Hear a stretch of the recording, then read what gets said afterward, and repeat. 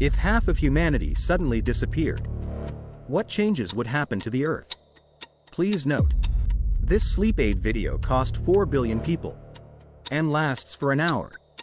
You can like and save it and find a comfortable position to sleep. If half of humanity suddenly disappeared, what would happen to this world? Those orders we are so accustomed to. Those systems we have never noticed. Those existences we take for granted, in what way would they collapse? And those corners we have never paid attention to, in what posture would they grow anew? Let's assume this disappearance is completely random. Not selective. Not filtered by age, gender, region, or profession. Just like rolling a dice. Every time is random. Every time there is a 50% probability. This means a doctor currently performing surgery has a 50% chance of disappearing. This means a captain flying a plane at an altitude of 30.000 feet has a 50% chance of disappearing. This means a technician in the control room monitoring the reactor of a nuclear power plant also has a 50% chance of disappearing. This is the cruelest randomness. It favors no one. Let's feel that moment from a physical level. Manhattan, New York. It is exactly the 10 a.m. morning rush hour. In the trading floor of Wall Street, traders are staring at the jumping numbers on screens. In the display windows of Fifth Avenue, models are wearing the season's new arrivals. On the observation deck of the Empire State Building, tourists are overlooking the panorama of the city. And then, half of the people disappear. In the trading floor, half of the traders disappear. The numbers on the screen are still jumping, but the hands placing orders are halved. On the display windows of Fifth Avenue, only half of the human figures appear. The other half no longer exists. On the observation deck of the Empire State Building, half of the tourists by the railing disappear. Their spots are empty. Only the wind blows through there. And in every corner of the city, greater chaos is happening. You are driving across an intersection. The green light turns on. You step on the gas pedal. A bus in the adjacent lane is slowing down, preparing to turn. The bus driver disappears. That behemoth carrying over 40 people. In the moment it loses control, crashes into your car. You crawl out of the flipped car with a bleeding head. You see the 4 directions of the intersection all having car accidents of varying degrees. Some are still alive, calling loudly for help. Some have stopped moving. An ambulance flips over in the middle of the road. The siren abruptly stops. This is the chaos of that moment. The patient on the operating table is at the most critical moment of heart surgery. The chief surgeon disappears. The nurse next to him disappears, leaving only the cardiopulmonary bypass machine buzzing. And the patient's heart is waiting for that surgeon's hand that will never appear again. On a construction site, a crane is lifting a massive steel beam. The operator disappears. The steel beam swings in midair, and then smashes into the workers who haven't evacuated yet. By the windows of a high-rise building, someone is washing the glass, wearing a safety harness. But the person holding the safety rope disappears. The rope is still there, but no one pulls it. This is the chaos on a physical level. Not the explosions and flames in movies, but a quieter, more chaotic, and more real collapse.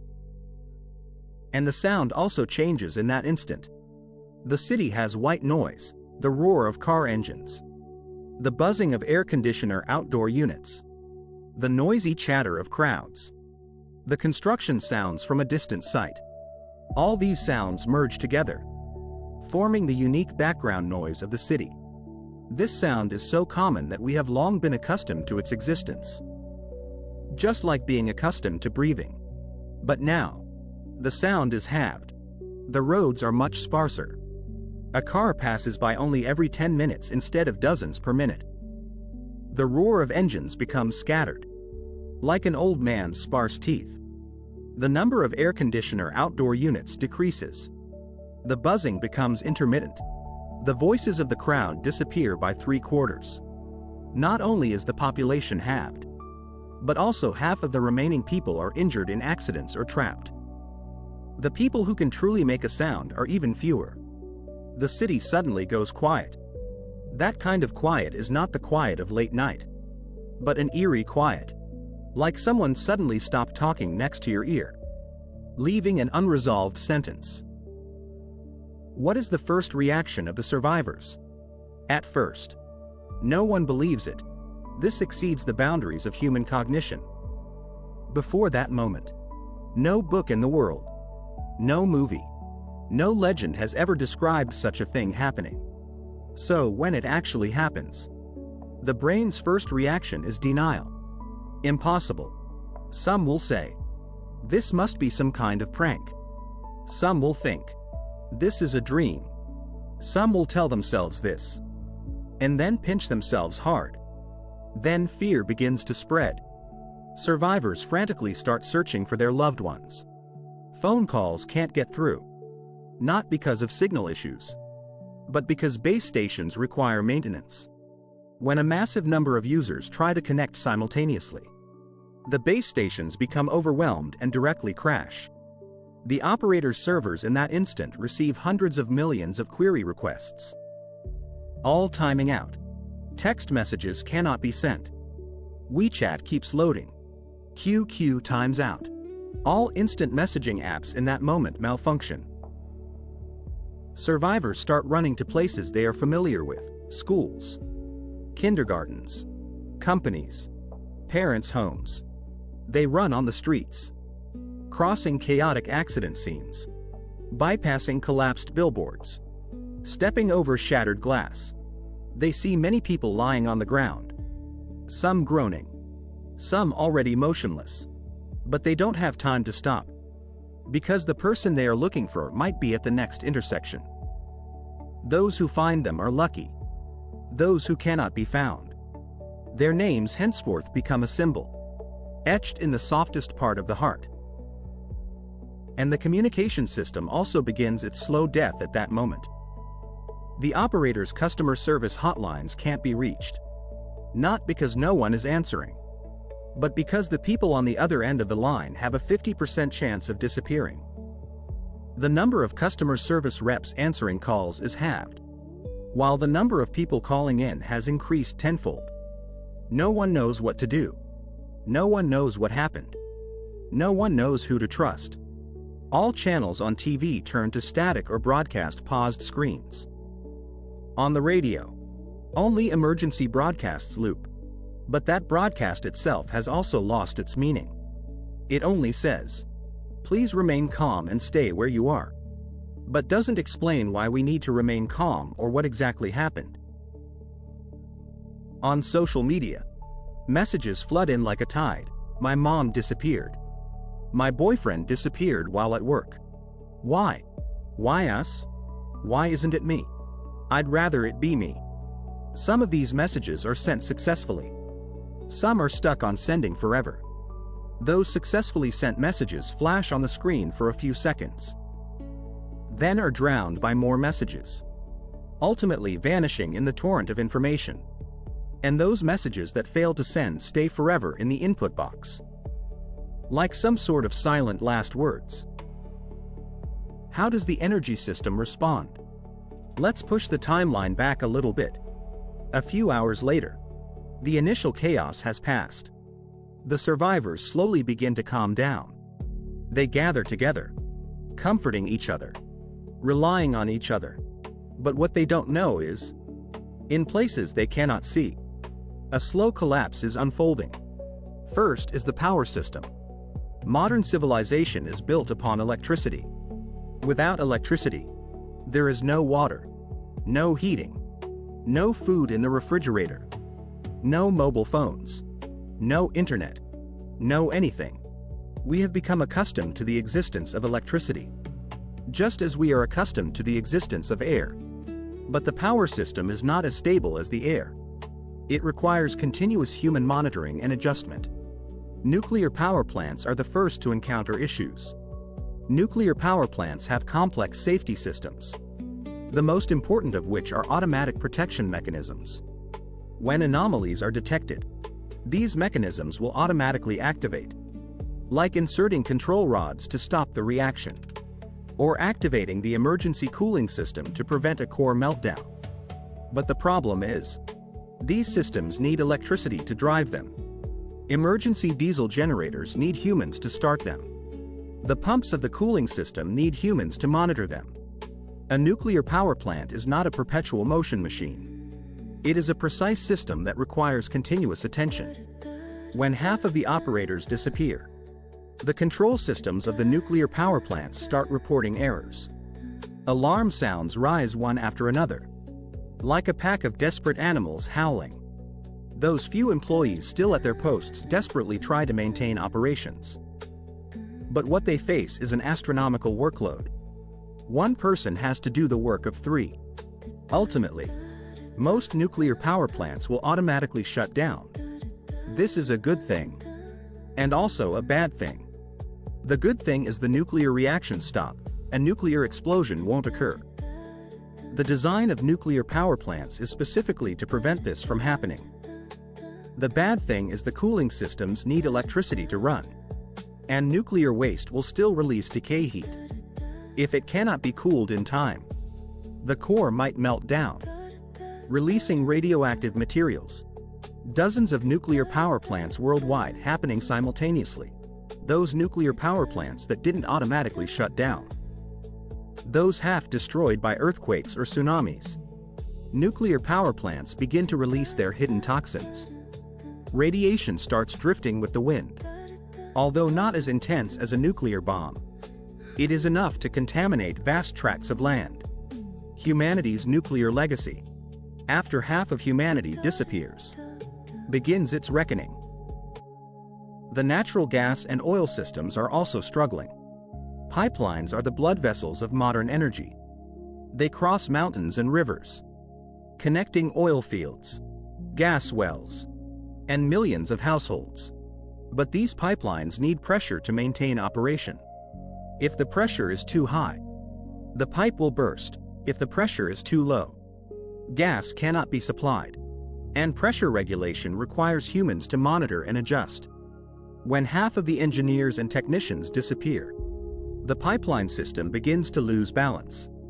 In some places, the pressure is too high, emitting a dangerous hissing sound. In some places, the pressure is too low. Industrial kilns extinguish. Home heating stops. Those who are still working desperately try to close valves to isolate leak points. They know they are racing against time once the pressure gets out of control and the pipelines burst. The consequences would be unimaginable. But there are too few of them. They can't manage it all. Ultimately, about 2 weeks later, global natural gas and oil systems completely paralyze. Most pipelines have ruptured. Leaking gas burns in the air, forming pillars of fire shooting into the sky. That is the final dance of industrial civilization. Interestingly enough, renewable energy shows its resilience. Solar panels don't need humans to operate. They just need sunlight. And sunlight is free, abundant, tireless. As long as there is no cloud cover, they continue generating electricity. Wind turbines are also turning as long as the wind blowing. Large wind farms and photovoltaic stations continue feeding electricity to the grid. But the problem is, the power grid needs humans to maintain it. Transformers age. Wires snap. Insulators accumulate dust. These problems won't appear overnight, but they will gradually accumulate. A few weeks later, power grids in some areas start experiencing failures. A few months later, more failures appear. Ultimately, the power grids in most areas stop functioning. Only a very small number of off-grid systems are still stubbornly running. Remote villages. Isolated outposts. Some lucky communities. They rely on local solar power or small hydropower to continue enjoying the conveniences brought by electricity. But these places, in the world after humanity disappears, are just a drop in the ocean.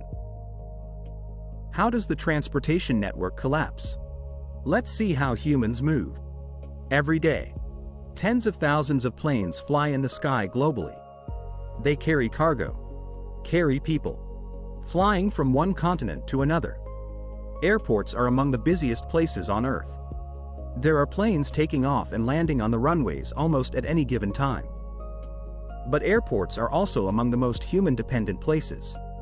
When half of the people disappear, the aviation system is paralyzed almost instantly.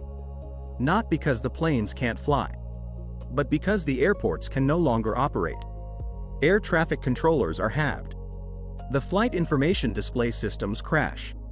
The baggage sorting systems halt. There aren't enough firefighters. There aren't enough medical personnel. Every plane currently flying in the sky faces a severe problem. Where are they going to land? There's only one answer: the nearest airport. But the nearest airports have often become a chaotic mess. For those planes lucky enough to land safely, passengers step out of the cabin only to find the airport unrecognizable. Service desks are completely empty. Baggage carousels have stopped turning. Store lights are out. Coffee has gone cold. Intermittent voices come over the PA system announcing flight cancellations. Then total silence. No new flights take off. No one drives the fuel trucks. No one operates the tow tractors. Flight attendants and ground staff. Half of them disappeared on their way home. The remaining few stand in the empty airport terminals, not knowing where to go. A few days later, all airports are closed. The sky becomes unusually quiet. Occasionally you'll see a bird flying through the clouds. The blue sky without the roar of airplanes looks exceptionally clear. But this clarity is the price of human civilization coming to a halt. The fate of maritime transport is much the same. Over 90% of global trade is completed via ocean shipping. Cargo ships are factories floating on the sea, requiring large numbers of crew members to operate. When half the crew disappears, many cargo ships fall into predicaments. Some cargo ships are crossing oceans, leaving only one exhausted helmsman in the wheelhouse. He has worked for 36 hours straight, eyes bloodshot, hands shaking on the steering wheel. He knows that according to regulations he shouldn't be alone in the wheelhouse. But regulations no longer exist. All that exists is the instinct to survive. Some cargo ships have reached the port but cannot unload. The crane operators disappeared. The forklift keys are still in pockets, but the pockets are empty. Cargo ships can only anchor in the bay, waiting for a stevedore team that will never arrive. Ultimately, supply chains break. Supermarket shelves are swept clean within days. Not because of a shortage of supplies, but because logistics are paralyzed. Half the workers at distribution centers disappear. Sorting systems halt. Transport vehicles have no drivers. Food rots in warehouses because there aren't enough trucks to ship them out. Land transportation isn't much better. Highways are the arteries of modern society. Countless large trucks flow through these arteries, transporting supplies from production hubs to consumption areas. When half the drivers disappear, traffic on the highways drops sharply. Those still driving notice fewer cars on the road than before. But the roads are harder to traverse. Not because of more cars, but because of too many accidents. Out-of-control cars crash into guardrails, crash into median dividers, crash into other cars. No one comes to clear these wreckages. They just remain there, becoming silent roadblocks. Some sections of the road are blocked by dozens of abandoned cars, rendering them impassable. Some bridges are broken from impacts. The fractured deck hangs midair like a dying behemoth. Service areas still have lights on, but convenience stores are empty. Gas stations still have fuel, but no one comes to refuel anymore. There is still water in restrooms, but cleaners vanished. Toilet paper ran out and no one restocks it. Survivors begin to trek on foot, crossing those sections impassable for cars, carrying backpacks, walking in the emergency lanes of highways. Occasionally, they encounter others also hurrying along. They nod to each other, exchange a tacit glance, then continue on their respective journeys. What will happen to the cities? Let's zoom out the lens and look at those once bustling cities. Beijing.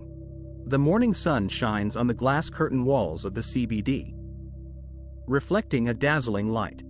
That light was once a symbol of wealth and power. Now they are just a mirror reflecting empty streets. Elevators have stopped working. This is the most obvious change. Modern cities are vertical.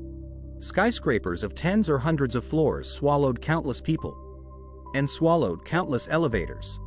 When half of the maintenance personnel disappear, elevator failure rates rise sharply. Those trapped in high rises must either choose to take the stairs or choose to wait. Most of those who waited were later rescued. Firefighters are still around, although their numbers are halved too. They are still fulfilling their duties. Those taking the stairs find it much harder than imagined, especially those living above the 30th floor. They have to climb hundreds of steps, stopping to rest multiple times. When they finally reach their doors, the keys are sweaty in their gripped hands. But the scariest thing isn't the elevators.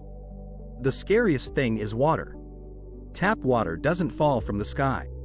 It requires pump stations to pressurize, pipelines to transport, and treatment plants to purify. When half the pump station employees disappear, water pressure starts fluctuating.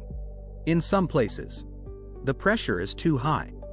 Pipes burst. Water gushes from underground, flooding the streets. In some homes, the pressure is too low. Only a thin trickle of water drips from the faucets like the final tears of the city. Those living on high floors quickly find the tap water has stopped. They begin to hoard drinking water, bottled water, barreled water, even water stored in bathtubs. But this water will eventually run out. On the day the tap water completely stops, the smell of the city begins to change. Unflushed urine, rotting food. All these things pile up in the city with nowhere to go. Flush toilets become useless decorations because there is no water to flush them. The smell of sewers begins to seep into streets, seep into buildings, and seep into the nostrils of those still living there. The lights of sleepless cities go out. Beijing, Shanghai, Tokyo, New York. These cities that never sleep were once famous worldwide for their dazzling lights. CBD office buildings stayed lit until late night. The music on bar streets played endlessly through the night. Neon signs shone with vibrant colors. Now almost all of these lights are extinguished. Not because there is no electricity, at least not at first, but because no one needs these lights anymore. The people looking at the lights decreased by 3/4. The people turning on the lights decreased by 3/4. The people maintaining the lighting systems decreased by 3/4. Those lights that are still on become sparse. Only a scattering of windows reveal warm yellow light like lonely candles in the dark. Survivors gather together, lighting candles or turning on flashlights. They sit in circles talking about what happened during the day, talking about their missing relatives, talking about the unknowable future. No one knows what will happen tomorrow. But at least for that moment they are not alone. This is the city and its fate after half of humanity disappears. It won't turn into ruins overnight, but like an old man, it will slowly, irreversibly age. How does nature breathe? Now let's leave the city and look at the corners humans rarely set foot in. The concentration of carbon dioxide in the atmosphere begins to drop. This is something humanity has never witnessed since the Industrial Revolution. For over 200 years, the concentration of CO2 in the air has kept rising. Global warming, extreme weather, rising sea levels. All these threats are related to this invisible gas. Now industrial activity is halved. Factories halt. Power plants shut down. Cars turn off. The carbon dioxide emitted by humans plummets instantly. Scientists once calculated what would happen if global carbon emissions were halved. The answer is it would be enough to significantly slow down global warming. Now this hypothesis becomes reality. Of course, climate change is complex. Carbon dioxide stays in the atmosphere for a long time. The concentration won't return to normal overnight. But the trend is already reversed. The rising curve begins to flatten, then slowly declines. Rivers begin to purify themselves. Every industrialized river carries the byproducts of human civilization. Wastewater, sewage, chemicals. These flow into rivers day after day, poisoning aquatic life, polluting human drinking water sources.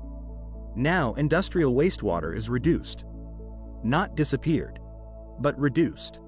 Many factories are still running, only with half the workers. Many treatment facilities are still operating, just at half efficiency. But even such a small change is enough to give rivers a breather. For example, the clean and hygienic Ganges River begins to give off a different smell. It no longer smells of pungent industrial wastewater, but begins to somewhat regain its original scent. It is the scent of the water itself, the scent of rocks and waterweeds. Fish begin to return. Those fish that once vanished in industrial wastewater. Those shrimp and crabs that fled their homes cautiously begin to swim back to the waters where their ancestors lived. They discover the water has become clearer. Sunlight can penetrate the water surface, illuminating the sand and stones at the bottom. Waterweeds begin to grow, providing them with food and shelter. This is not an overnight change. But a few years later, the ecosystems of many rivers will show signs of recovery. Clouds drift slowly across the blue sky, dazzlingly white. Sunlight spills through the gaps in the clouds, shining on the streets, shining on the glass of buildings, shining on those faces looking up at the sky. What happened to the animal world? When the shadow of humanity recedes, animals begin to cautiously expand their territories. Cities have never belonged solely to humans. Those pigeons, crows, sparrows, and rats have long adapted to living alongside humans. They build nests in the crevices of buildings, forage in garbage piles, and mate on park lawns. Human cities, to them, are a gigantic, bizarre playground full of opportunities. Now half the humans are gone. The streets become quieter, fewer cars, lower noise. Human footsteps are sparse. Animals begin to notice this change. The first to grow bold are the pigeons. They no longer just hide under the eaves, but swagger onto the sidewalks. They stroll in the middle of the road, pecking at those food scraps scattered from cars. When the red light comes on, they don't even have to dodge because there aren't many cars that would run a red light anyway. Then come the foxes. In some European cities, foxes are already common residents, but they usually only appear at night, avoiding human sight. Now they begin to appear in broad daylight. A reddish-brown fox, dragging its bushy tail, walks through sparsely populated squares looking for food. There is no fear in its eyes, only curiosity. Raccoons are also on the move. North American cities are the dominion of raccoons. They have black and white faces, chubby bodies, claws adept at unlocking. Human kitchens are their favorite targets. Now human kitchens are empty. They can come and go freely. Feral cats also form their own kingdoms. Those domestic cats once fed by humans. Some of their owners disappeared. No one comes to feed them anymore. A portion died, but a portion, relying on wild instincts, began to fend for themselves. They learned to hunt, learned to compete with other cats, learned to survive in the crevices of the city. Changes in the ocean are also happening. Fishing boats have decreased, not entirely disappeared. Some survivors persist in fishing, but the numbers plummeted because of the decrease in competitors. They might return fully loaded every time. After half of humanity disappears, what will happen to the economic system? At first, it's inflation. Because supply chains are broken. Supplies begin to fall short. Supermarket shelves are empty. Factories are shut down. Things available to buy become fewer. But the survivors still have money and still have the need to buy. Thus prices start to soar. A bottle of water jumps from 1 yuan to 10 yuan. From 10 yuan to 100.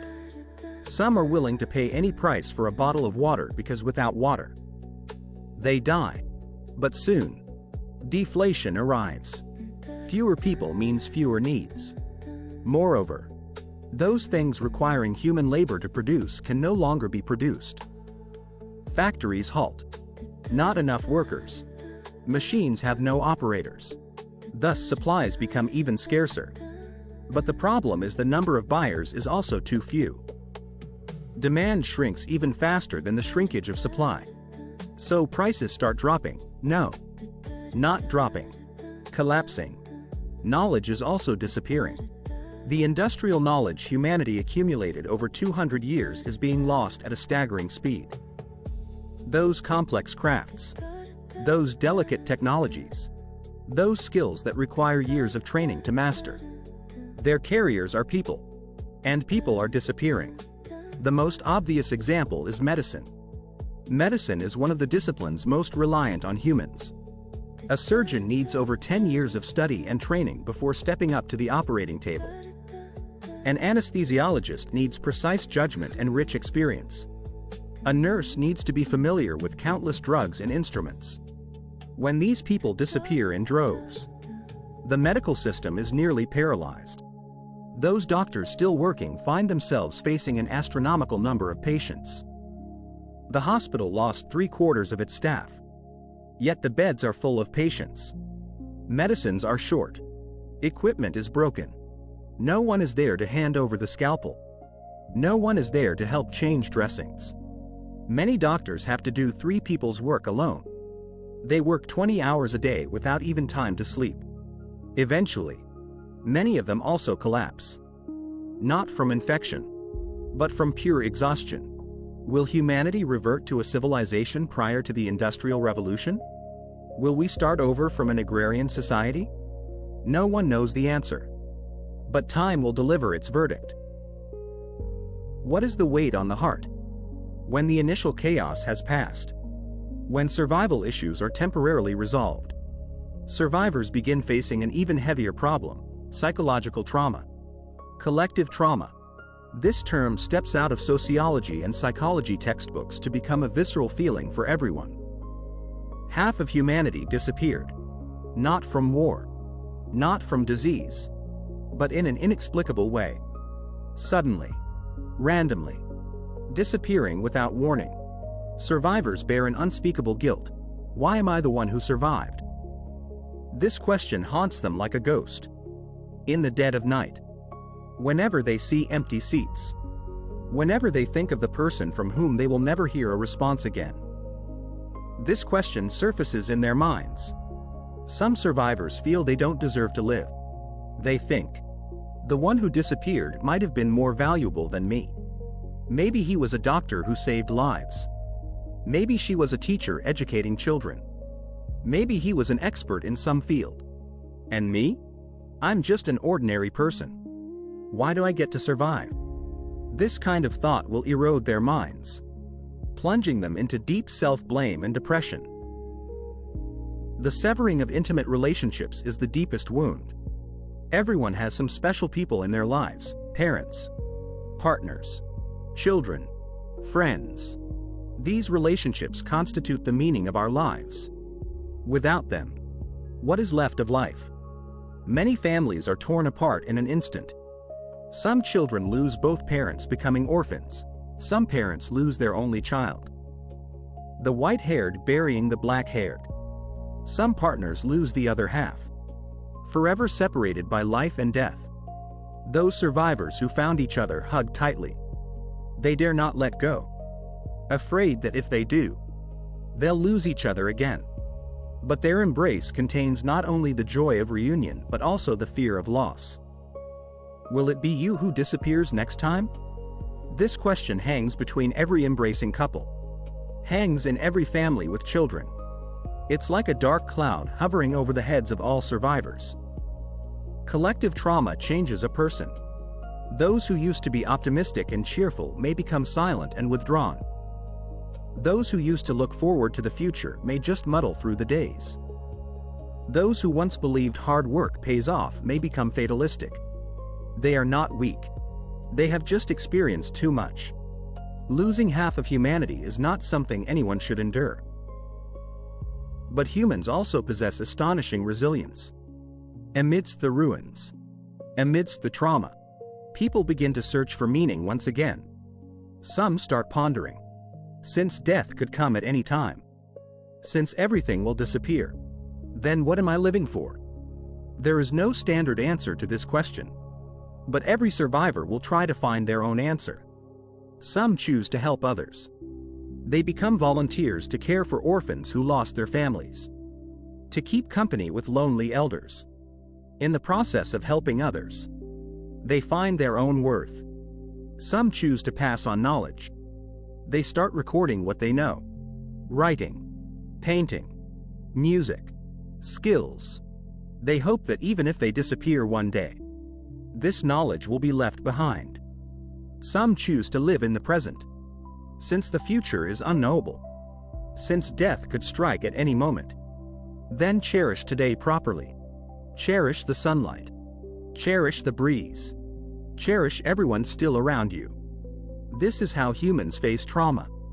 Not by forgetting, not by suppressing, but by carrying the pain and continuing to live. Meaning will be rebuilt. Those survivors will form new societies, new cultures, new values. They will recount the stories of today, passing them down to the next generation. They will tell the children, long, long ago there was a catastrophe that took away half of humanity. But we survived. We rebuilt everything. We continue to live. This is the resilience of humanity. This is the miracle of life. What happened to the digital world? Let's step into those unseen places. The digital world, the internet, is one of human civilization's greatest achievements. It connects billions of people worldwide, allowing them to share information instantly, exchange ideas, complete transactions. It is an extension of the human brain, a shortcut to collective wisdom. But the internet is fragile. It relies on countless servers, data centers, fiber optic cables, routers, switches. All this hardware requires electricity to run, requires humans to maintain, requires cooling systems to prevent overheating. When electricity starts becoming unstable, when maintenance personnel are in short supply, the internet also slowly dies. First are those marginal small websites, personal blogs, small forums, non-mainstream social platforms. Their operators disappeared by half or vanished completely. No one pays domain fees. No one renews server leases. No one fixes bugs. These websites crash one after another and then completely disappear. Their disappearance is silent. No funerals. No farewells. Only domain expiration notice emails lying quietly in inboxes that no one checks anymore. Then come the tech giants. Search engines are still running, but index updates slow down. Social media is still operating, but new user registrations stop. E-commerce platforms can still be opened, but goods are taken off shelves because sellers are offline. Those unread messages stay there forever. I just saw a great restaurant. Let's go together this weekend. This message was sent the day before the disaster. The person who sent this message has disappeared.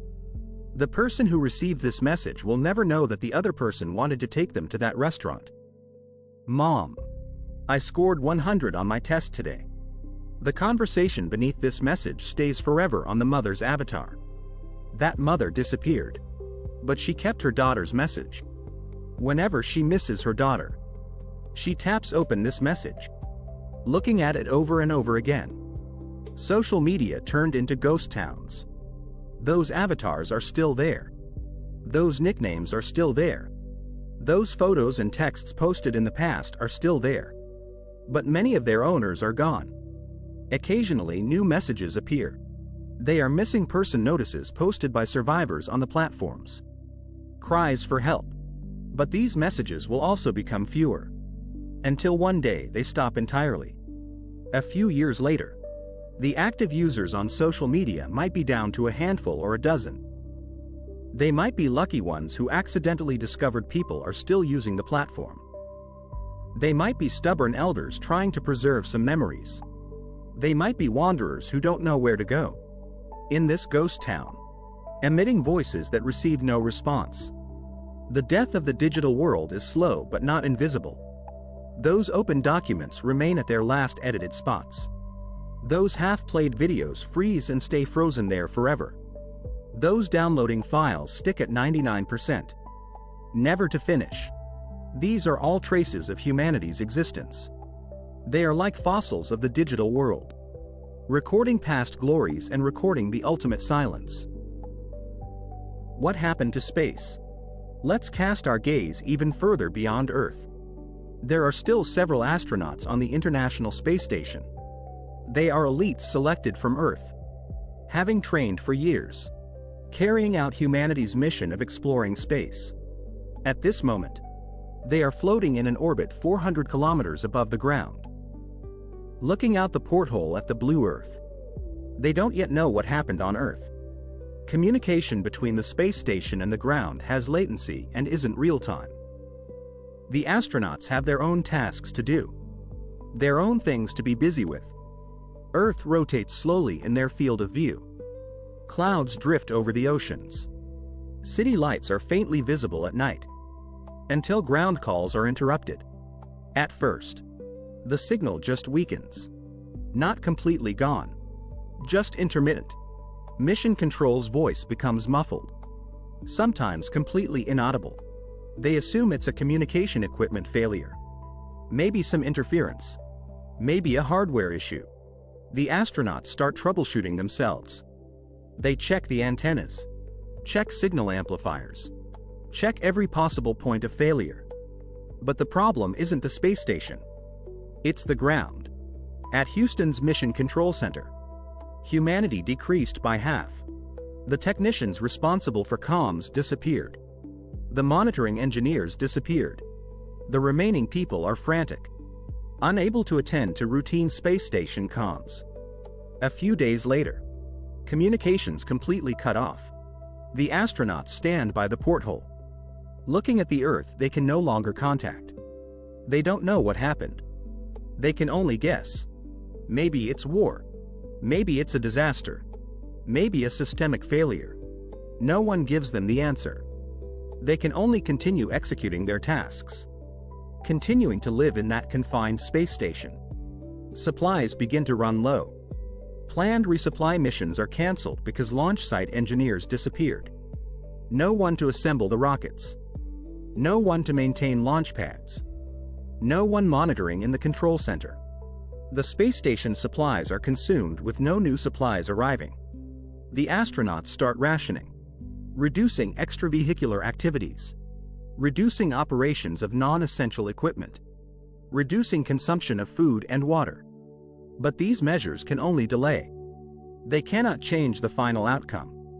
Eventually, on some morning or dusk, the International Space Station streaks across the sky, turning into a fireball. Most of it will burn up in the atmosphere. Only a few debris will crash into the ocean, unnoticed. Those probes flying towards deep space also forge ahead in loneliness. Voyager 1 and 2 have already flown out of the solar system. The nuclear batteries they carry are still running, but their power decays year by year. They will continue flying toward the center of the Milky Way, carrying that golden record, recording human sounds and images. That is the most distant proof of humanity's existence. Just how small are we? Now let's stand from a higher perspective to examine the human species. On the scale of the universe, how insignificant is human existence? Let's let the numbers speak. Earth was born about 4.6 billion years ago. Humans appeared about 3 million years ago. Human civilization accounts for only a tiny fraction of a percent of Earth's history. And on the scale of the universe, Earth is just an ordinary star system in the Milky Way. There are 100 billion to 400 billion stars in the Milky Way, and galaxies like the Milky Way in the universe number over 200 billion. The age of the universe is about 13.8 billion years. The Earth's age is only a third of the universe's age. From this perspective, the birth of humanity is a trivial event in the universe. Half of humanity disappearing, or even humanity going completely extinct, to the universe is like a leaf falling from a tree. Natural, peaceful, devoid of meaning. Earth has experienced 5 mass extinctions. The first mass extinction occurred about 440 million years ago. A massive number of marine life disappeared. The second occurred about 370 million years ago. Marine life was devastated again. The third occurred about 250 million years ago. Over 90% of marine species disappeared. The fourth occurred about 200 million years ago. Reptiles died in massive numbers. The fifth occurred about 66 million years ago. Dinosaurs went extinct. Every mass extinction was a tremendous upheaval in Earth's history of life. But every time, life revived again. Extinct species disappeared. New species were born. Life in different forms continues to endure on this blue planet. Humanity is just the latest chapter in Earth's history of life. If the sixth mass extinction is caused by humans, then this disaster is just a process of Earth's self-purification. If the sixth mass extinction is caused by nature, then humans are just one of many victims. Regardless of the scenario, Earth will keep spinning, the sun will keep burning, the stars will keep shining, and human existence is just a speck of dust in the long river of the universe. This is the truth we face. Does the truth of insignificance make one despair? Perhaps at first it does. But if viewed from another angle, insignificance does not mean meaninglessness. A speck of dust can refract sunlight, can fall on a petal, can blow into an eye and make someone tear up. An insignificant existence can also have meaning. Humanity's insignificance exactly illustrates the preciousness of being alive. Precisely because life is short, every moment is worth cherishing. Precisely because humans are insignificant, the connections between us become even more important. This is the meaning of impermanence. What is the meaning of living? If half of humanity disappears, what is the meaning of living? The answer perhaps lies right in that journey we just walked through. When everything is stripped away, when the familiar order collapses, when the world becomes unrecognizable, only then do we realize what truly matters. It is impermanence. Nothing is eternal. Parents will age. Partners will leave. Friends will drift apart. Power will be lost. Wealth will dissipate. Fame will be forgotten. This is the rule of the world. Unchangeable. But precisely because of impermanence, we learn to cherish. A flower will not refuse to bloom just because it will eventually wither. A star will not refuse to shine just because it will eventually extinguish. And life will not refuse to blossom just because it will eventually end. Impermanence is not a curse, but a reminder, reminding us not to take what we have for granted, reminding us to love properly while there is still time, to give, to feel, a hug, a look, a greeting. These seemingly trivial things are actually the most precious things in life. A person's existence might just be a speck of dust in the universe, but the bonds between people can turn dust into stars. So what is the meaning of living? Perhaps it's just cherishing the present, treating the people around you well, feeling this world properly. You don't have to wait until you lose something to know how to cherish it. You don't have to wait for disaster to strike to know what is important. Right now is the most precious moment. The people by your side right now are the most important people. This is what we learned after half of humanity disappeared. This is the most important lesson we learn. The night is deep. The world outside the window has quieted down. The distant lights have thinned out. Maybe because there isn't enough electricity. Maybe because there are fewer people. But those lights that are still on still flicker in the dark. As if whispering something. You lie in bed. Close your eyes. Maybe you will have a dream. In the dream, you return to that morning before the disaster happened. You are sitting on the subway, watching the tunnel walls outside the window rapidly receding. The carriage is crowded with people, filled with the smell of coffee. Someone beside you is swiping on their phone. Someone is talking softly on the phone. That is an ordinary, couldn't be more ordinary morning. But you know, it is exactly these ordinary moments that make up the entirety of life. So sleep well. When you wake up tomorrow, cherish the people around you well. Feel the warmth of the sun well. Listen to the sound of the wind well. Cherish every ordinary moment well. This is the most important thing you can do. Good night.